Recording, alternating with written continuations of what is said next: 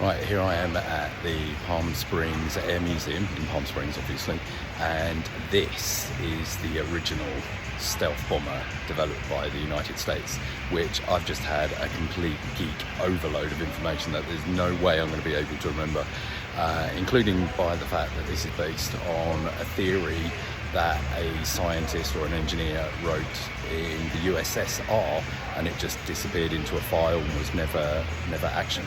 And then when that information was released, the US Air Force leaped upon it.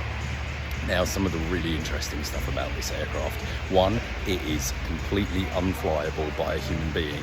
The alterations that have to be made while it's in flight, a computer has to do. The pilot is on board to make sure the payload is released, amongst a couple of other adjustments mid-flight. It's also effectively the lady that's just given us a bit of a tour, who worked on the program for the last 7 years, and retired in 2006. She explained this is about as aerodynamic as a kitchen appliance and is effectively unflyable. And yet it has flown a great deal of missions and was responsible, I believe she said, for taking out 40% of the air defences in the first Gulf War. So the other really interesting geeky thing is the fact that prior to this appearing as a feature in the museum, is a lot of features have been removed from the aircraft.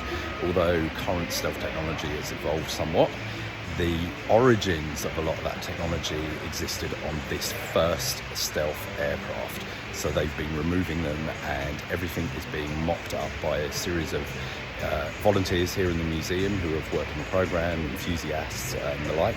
So they're doing an amazing job of it, and I'm going to come back when I'm visiting here in the fall, as this aircraft is going to have a new paint job, so it'll be black like the original was and will look more like the original aircraft. So if you like a bit of airline geeky stuff, and I know my friend Joe will definitely want to come here when he comes and visits, do come and visit the Palm Springs Air Museum. And remember, every day's a school day.